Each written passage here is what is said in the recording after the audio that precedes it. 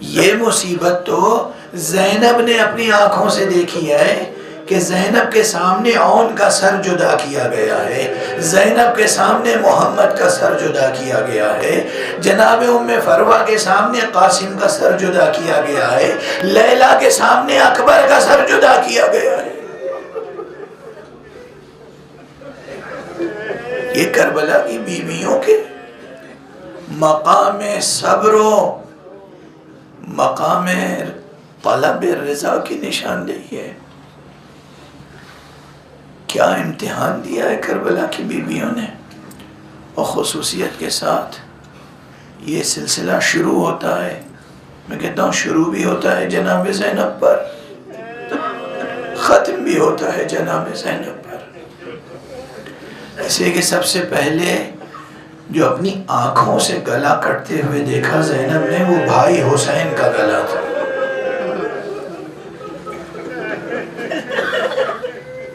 دو جملے عرض کر لینے دیجئے، چونکہ میں آقا حسین کی شہادت گزشتہ شب نہیں پڑھ سکا۔ جب قاتل آیا ہے، آپ کو معلوم ہے حسین کون تھے؟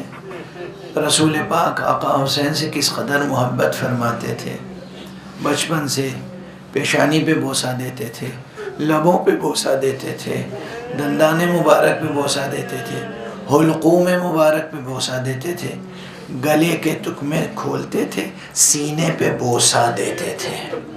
لوگوں کی سمجھ میں نہیں آتا تھا کہ آقا رسول اللہ اپنے اس نواسے کو خصوصیت کے ساتھ اس قدر کیوں عزت دیتے ہیں، کیوں عظمت دیتے ہیں، کیوں بوسہ دیتے ہیں، کیوں محبت فرماتے ہیں۔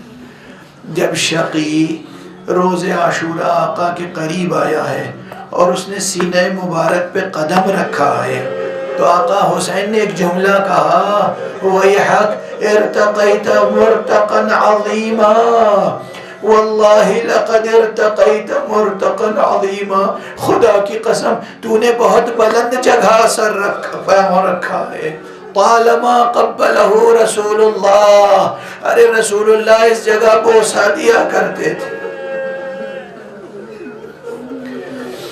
انا للہ وَإِنَّا إِلَيْهِ رَاجِعُونَ۔ آقا حسین کے سینہ مبارک پہ دشمن نے، شقی نے قدم رکھا، اور خنجر سے جب گلا کاٹ رہا تھا تو سب سے پہلے یہ منظر چاہنے والی بہن زینب دیکھ رہی تھی، جس نے آواز دی، عمر سعد کو پکار کر کہا، تجھے شرم نہیں آتی پسر سعد، رسول کا نواسہ ذبح ہو رہا ہے اور تو دیکھ رہا ہے۔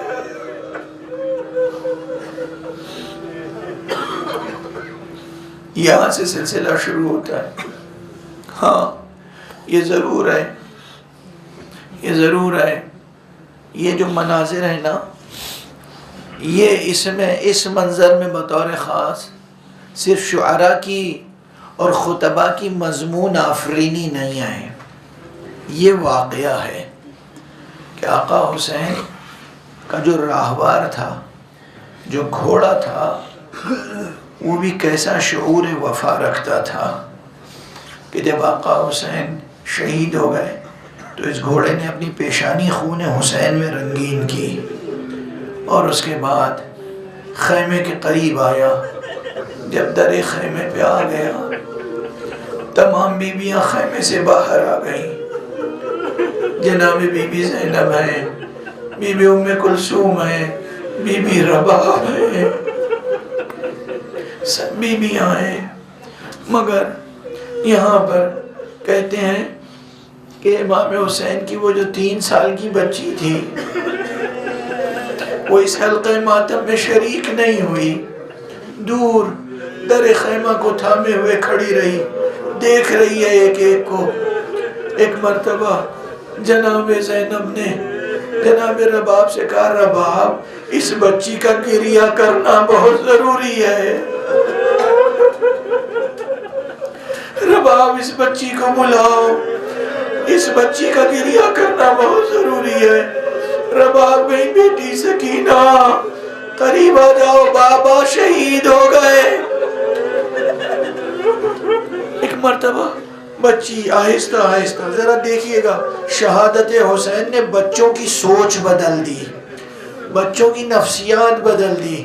یہ جملہ میں کہتا آیا ہوں اکثر کہ جناب سکینہ یا اس قافلے کے بچے جب تک عباس زندہ رہے بس تب تک اپنی پیاس کی شکایت کرتے رہے، جب آقا عباس شہید ہو گئے کسی بچے نے التش التش نہیں کہا، اور جب آقا حسین کی شہادت کی خبر آئی ہے تو بچوں کی نفسیات کتنی بدل گئی تھی کہ ایک مرتبہ جناب سکینہ آگے بڑھی، آہستہ آہستہ آہستہ آہستہ یہ بچی آگے بڑھی، گھوڑے نے سر جھکا دیا، باہیں ڈال دی گھوڑے کے گلے میں، اور ایک مرتبہ کہا اے میرے بابا کے وفادار راہوار، اتنا بتا دے، اتنا بتا دے، حل سقی ابی ام قتلوہ عطشانا، کیا میرے بابا کو پانی پلایا گیا یا پیاسا ذبح کر دیا گیا؟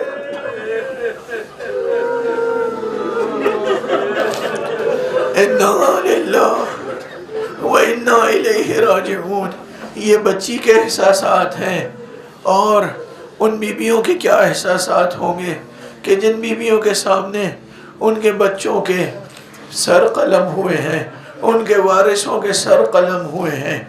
اس کے بعد جو کربلا میں شام آئی ہے وہ کیسی اندوہناک شام تھی، جو شام آئی ہے وہ کیسی پرعلم، کتنی المناک، کتنی دردناک، کتنی اندوہناک شام تھی۔ مگر اس شام کو بھی بس گفتگو تمام کی میں نے، آپ گریہ کر چکے اور بعد میں سوچ سوچ کے گریہ کریں گے۔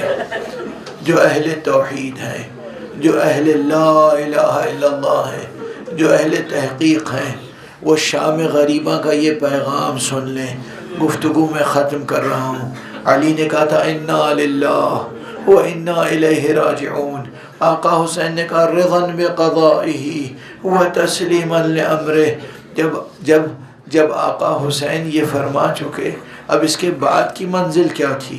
خدا کی قسم طلب رضا کی یہ وہ منزل ہے کہ اس کے بعد زبانیں خاموش ہو جاتی ہیں، پیشانیاں سجدوں میں جھک جاتی ہیں، پیشانیاں سجدوں میں جھک جاتی ہیں۔ یہ منظر دیکھنا ہو تو پھر شام غریبہ دیکھیے، شام غریبہ دیکھیے۔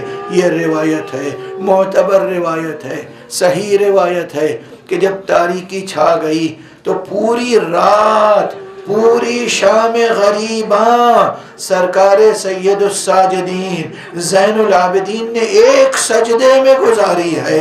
لا الہ الا اللہ حقا حقا، لا الہ الا اللہ ایمانا و تصدیقا، لا الہ الا اللہ، لا الہ الا اللہ ایمانا و صدقا۔